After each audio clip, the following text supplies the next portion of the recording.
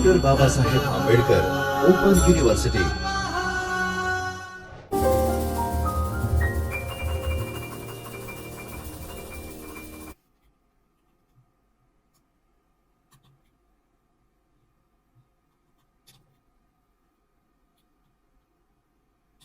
Hello, my dear students. I, Assistant Professor Nilesh Bokhani, welcome you from Chaitanya Studio, Dr. Babasaheb Ambedkar Open University, Ahmedabad. So today's our agenda is first is learning objectives. After studying this unit, you all will be able to understand what is the basic concept of throughput. Then we will get the idea about bandwidth, then propagation speed. After learning it, we will differentiate throughput and bandwidth. After this difference, we will get idea about propagation speed, and at last we will discuss about waveforms. So let's understand what is the basic concept of throughput. Throughput is defined as the amount of material or items passing through a system or process. Relating this to networking, the materials are referred to as packets, while the system they are passing through is a particular link. That link may be physical or virtual. When used in the context of communication networks such as Ethernet or packet radio, throughput or network throughput is the rate of successful message delivery over a communication channel. The data these messages belong to may be delivered over a physical or logical link, or it can pass through a certain network node. Two systems communicate by exchanging information in the form of data packets. Throughput specifies the level of successful packet sending from one system to another system. Furthermore, when discussing network throughput, the measurement is typically taken per unit time between two devices and represented as bits per second. It means BPS. Then kilobit per second, that is kbps. Then megabits per second means mbps. Then gigabit per second, which is gbps. So for example, if a packet with a size of 100 bytes takes 1 second, I am repeating my statement. If a packet with a size of 100 bytes takes 1 second to flow from one computer to another computer, we can say the throughput between the two devices is 800 bits per second. Here, my dear students, take a note of this point. 1 byte is equal to 8 bits. Therefore, 100 bytes is equal to 800 bits, resulting in the throughput calculation of 800 bits per second. Let's see another example. If the speed of a network is 100 Mbps, which is the ideal scenario for the exchange of information. After the loss of packets, erroneous packets and other issues, the actual transmission speed is much less than the 100 Mbps. Then this actual speed is throughput. There are several factors which may affect the network throughput. This includes computation power of networking devices such as switch, hub, routers, or cables. Network congestion may result in packet loss. Consequently, it decreases the throughput of the network. When various protocol overheads are taken into account, useful rate of the transferred data can be significantly lower than the maximum achievable throughput. Here, the useful part is usually referred to as good put. Yes, good put. Sometimes computer network users may not distinguish between terms bandwidth and throughput. However, the major difference between bandwidth and throughput is that the bandwidth refers to the maximum capacity of transmission channel to carry the data from source to the destination. And bandwidth points to ideal capacity of the channel. On the other side, throughput is about the actual number of packets that get sent. Now we will jump on various units of throughput measurement. Network throughput is commonly measured with the following units. Notation GBps, gigabits per second, and speed is billion bits per second. Then notation Mbps, megabits per second, and speed is million bits per second. Then notation kbps, kilobits per second, and speed is 1000 bits per second. Now we will jump on upload versus download. It is related with throughput. And upload is about data that goes out of your computer or machine, while download gets the data from the server or remote machine. If we talk about upload throughput and download throughput, then upload and download both are related to throughput. Okay. Then upload and download throughput may be different. Now let's understand the term latency. So latency is also another relevant but different feature that of throughput. Latency is the time taken to start arriving of the response. Latency is a measure of delay. In a network, latency measures the time it takes for some data to get to its destination across the network. It is usually measured as a round-trip delay.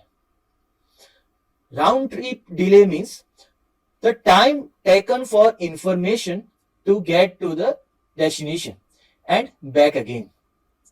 The round-trip delay is an important measure because a computer that uses a TCP/IP transmission control protocol uses a TCP/IP network sends a limited amount of data to its destination and then waits for an acknowledgement to come back before sending any more. Thus, the round-trip delay has a key impact on the performance of the network. Now, let's understand why is latency important. Why is latency important? So, people often assume that high performance comes from high bandwidth. But that's not full picture. The bandwidth of a network or a network circuit refers to its capacity to carry traffic. It is measured in bit per second, commonly megabits per second. A higher bandwidth means that more traffic can be carried. For example, more simultaneous conversations. It does not imply how fast that communication will take place. Although, if you attempt to put more traffic over a network than the available bandwidth, you will get packets of data being discarded and retransmitted later, which will degrade your performance. Then latency, on the other hand, refers to the length of time. Latency refers to the length of time it takes for the data that you feed into one end of your network to emerge at the other end. Actually, we usually measure the round trip time for data to get to one end and back again. Now we will see low throughput causes. So let's understand network load. A very busy network has lower throughput because of more amount of data. More amount of data are to be transmitted over the network. Generally, during working day and office time, throughput is found less compared to weekly off days. Then error in the messages. When packets or messages over the network encounter high errors, then it causes low throughput, as the erroneous message is to be discarded by the receiver. It asks for the retransmission of the same message. If the frequency of error is high, definitely it results low efficiency of the network. Quality of service, which is also known as QoS. So quality of service affects the throughput by putting the priority for the specific type of the message. For example, video data packets are given higher priority over the textual information packets. Then it will result the delay of the textual data packets. Now we will understand bandwidth. Sometimes bandwidth of underlying network gets restricted by the provider of internet. Then network infrastructure. So the throughput gets affected by the limitation of the network infrastructure. Then network congestion.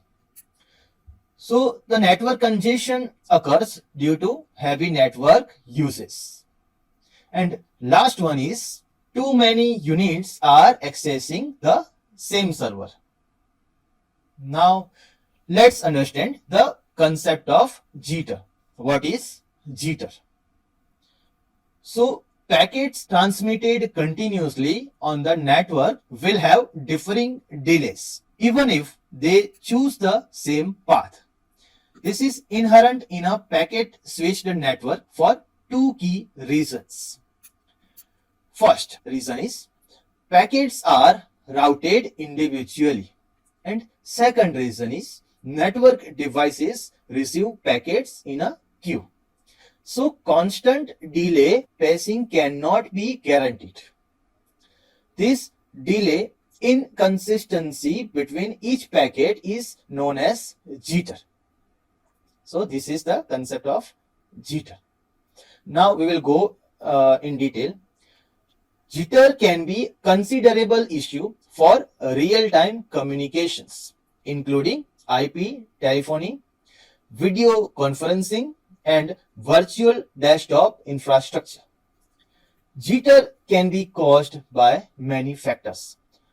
So jitter actually can be caused by many factors on the network, and every network has delay time variation. Let's say the message may contain several packets normally. The sender transmits all packets sequentially at the regular time interval.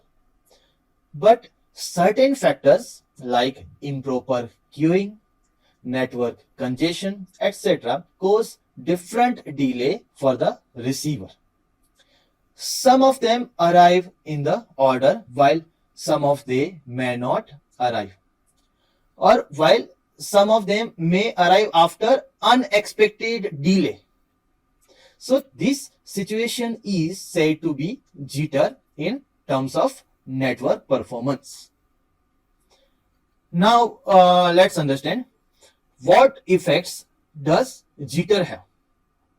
Okay, what will be various effects of jitter? So let's understand first effect. First effect is packet loss. When packets do not arrive consistently, the receiving endpoint has to make up for it and attempt to correct. In some cases, it cannot make the proper corrections and packets are lost.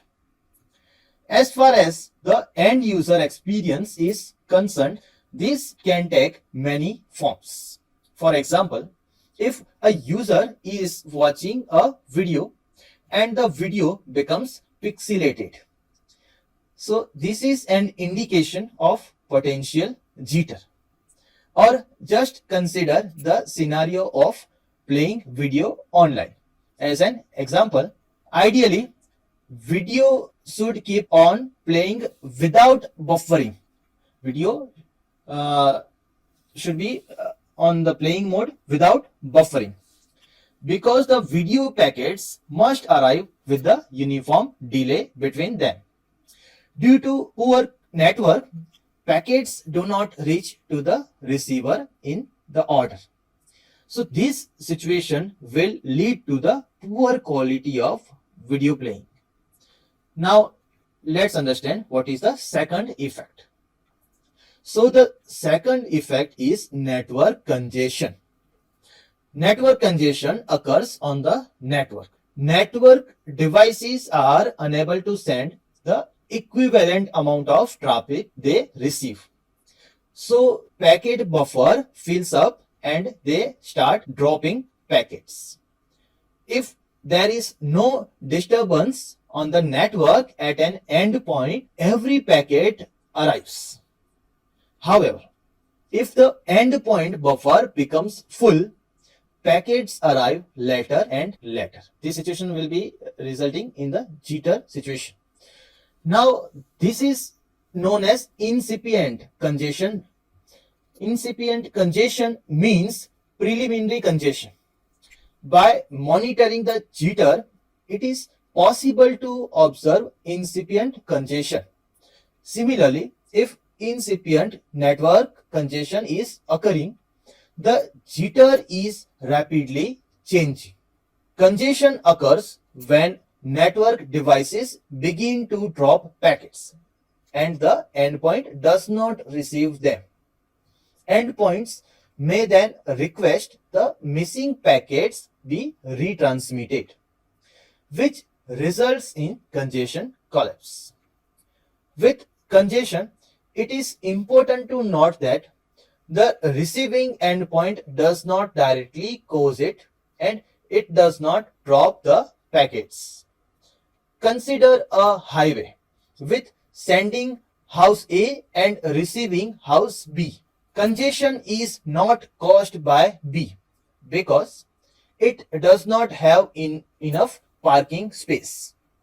Congestion is caused by A because it continues to send cars on the highway to B. So now let's understand what is the basic concept of bandwidth. So bandwidth defines the maximum data transfer rate of a network or internet connection. It measures how much data can be sent over a specific connection in a given amount of time. There are many ways to transmit the data across the network. Also, there can be several alternative ways to send the message over the communication media. It is very much essential to measure the performance of the network. The performance of the specific network relies on numerous aspects such as bandwidth, throughput, and propagation speed, then transmission time, etc. Bandwidth is one of the major features to measure the performance of the network. Bandwidth is considered as number of bits per seconds that can be sent in the channel. For example, a network can send 5000 bits per second at max. Therefore, the bandwidth of their network is said to be 5 kbps. Bandwidth generally is considered equal from both the communicating sides. In simple terms, data capacity for upload and download is the same. This type of bandwidth setup is said to be symmetrical. On the other hand, asymmetrical bandwidth has more download speed than upload speed. Bandwidth can be explained with analogy of water can, because water can flow through a pipeline, right? So the water can be thought of data, while pipe is considered the bandwidth of a channel. The amount of water which can flow through pipe depends on the diameter of the pipe, right? So the bigger the pipe diameter, the more the amount of water can flow through it. Computer network user asks for the greater capacity of the channel. They get ready to pay more for the more capacity. The network performance does not depend only on the maximum bandwidth available at that specific part of the network. It also takes the factors such as packet loss, then latency and jitter into consideration. Now let's understand how to compute the bandwidth. The calculation of bandwidth depends on the type of network, then type of link, etc. The fiber optic cable can transmit more number of bits per second compared to the twisted cable or coaxial cable. Therefore, the network with fiber optic setup may have more bandwidth. Then time division multiplexing can transmit more data through connection to increase the bandwidth. The effective bandwidth is measured by averaging the time of multiple experiments of sending the same file between the predefined source and destination. This process is known as bandwidth test. The bandwidth requirement for any commercial sector or industry depends on several points. This includes what type of applications organization need to run, how many such applications are needed, the number of active network users at any given point of time. Then let's jump on allocation of bandwidth. Bandwidth can be allocated dynamically. The acquiring of bandwidth relies on the type of utilization of the network. The dynamic bandwidth allocation is also said to be bandwidth on the demand. The dedicated communication link provides bandwidth with the specific capacity all the time. The dedicated bandwidth is sold at price per month or year. Sometimes the network link is underused and bandwidth is not utilized up to the capacity. That may be the situation. Then the dynamic bandwidth allocation overcomes the dedicated allocation of bandwidth in advance. The user can demand the more bandwidth for the specific event on the specific day. The user pay only for additional bandwidth used. If a user needed more than the absolute maximum bandwidth available on that link, another physical connection would be required. A service provider will permit consumers to burst above their subscribed bandwidth cap without charging additional usage fees. Let's understand how the bandwidth differs from the throughput. So the bandwidth is relevant with the throughput, but not the synonym of it. It is very important to understand the precise distinction between throughput and bandwidth. As we already defined bandwidth as the maximum number of bits that can flow through a network connection in a given period of time, the fundamental unit of network bandwidth is bits per second. In computer network, throughput is defined as the number of bits that actually passes through a network connection in a given period of time. Throughput is always less than or equal to bandwidth, but can never beat bandwidth. There are below terms which should be considered to understand the difference between bandwidth and throughput. First term is basic difference.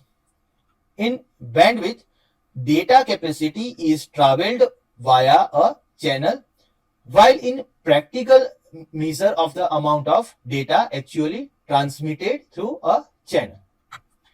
Second term is measured in bandwidth.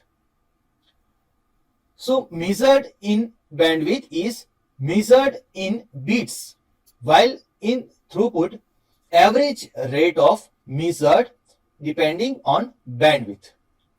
It is measured in terms of bits transferred per second. Then third, concerned with. Bandwidth concerned with transfer of data by some means, while throughput concerned with communication between two entities. Fourth is relevance to layer. Bandwidth is related to physical layer. Bandwidth is related to physical layer property, while throughput works at any of the layers in the OSI, means Open Systems Interconnection Model. Fifth is dependence. So bandwidth does not depend on the latency, while throughput depends on the latency. Sixth one is effect. Bandwidth is not affected by physical obstruction because it is a theoretical unit to some extent, while throughput can be easily affected by change in interference, traffic in network devices, then transmission errors, and the host of other type. Then real world example.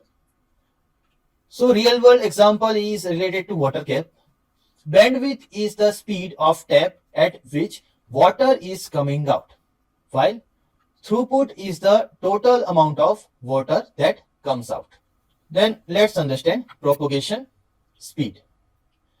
In computer network, propagation speed is time requires a signal to reach from source to the destination. Propagation delay can be measured with respect to the distance and propagation speed. You can see the formula on your screen. Formula for propagation delay is propagation delay equal to distance divided by propagation speed. In computer, propagation delay refers to the time interval between the departure of a message from the source and the arrival of the message at the destination. These can range from a few nanoseconds or microseconds in local area networks, means LAN. So additional propagation delays can occur as a result of the time required for packet to make their way through land-based cables and nodes of the internet. Then you can see the next formula. Formula for propagation time. So formula for propagation time is propagation time equal to distance divided by propagation speed. Now let's understand term transmission time. The transmission time is the time gap between first bit and the last bit of the message. The message is comprises of many bits. The first bit leaves the sender machine earlier and last bit leaves sometimes later. The transmission time relies on the size of the message and bandwidth of the channel. Now let's understand what is the basic concept of waveforms. A graphical representation of a signal as a plot of amplitude versus time. For example, the shape of a wave.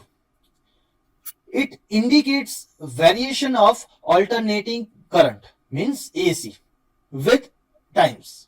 The most popular waveform is sine wave. Then square wave, triangular wave are also known as very popular waveforms. Then a waveform is a representation of how alternating current AC varies with time.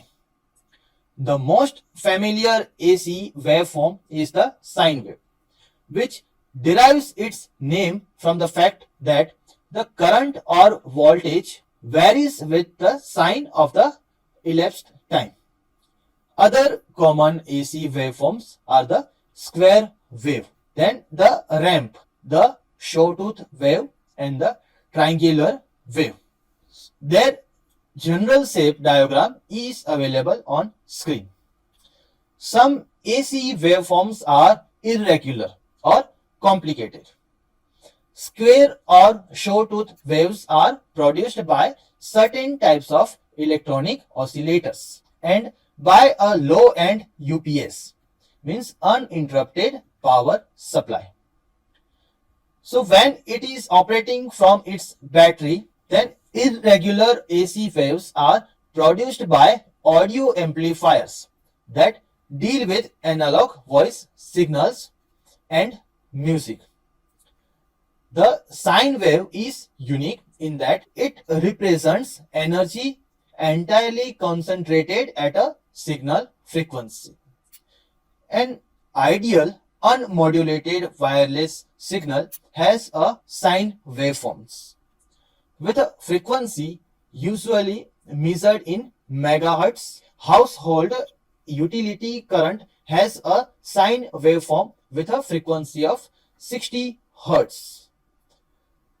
In most countries, including the United States, right? Although in some countries it is 50 hertz also.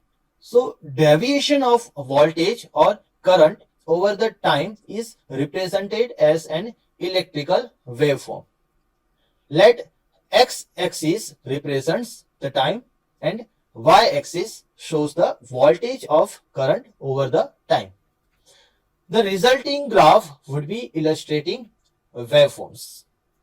There are mainly two types of waveforms: unidirectional waveform and bidirectional waveform. Let's understand first one, unidirectional waveforms. These electrical waveforms always forms either in positive direction or in negative direction. They never cross the zero axis point. Then square wave is the example of the unidirectional waveform. Then let's understand second one, which is bidirectional waveforms. This type of waveform cross the zero axis alternatively from positive direction to negative direction. It is also known as alternate waveforms. Now let's understand various features of waveforms. The waveforms comprise the three features. First one is period, then second one is frequency, and last one is amplitude. Remember, three common features of waveform: period, frequency, and amplitude. Now let's understand period. This is the length of time in seconds that the waveform takes to repeat itself from start to finish time period. Second one is frequency. This is the number of times the waveform repeats itself within 1 second. Then last one is amplitude. This is the magnitude or intensity of the signal waveform measured in volts or amps. Thank you, dear students. I hope you all have enjoyed today's session. We have completed Unit 4 Throughput. स्वाध्यायः परमः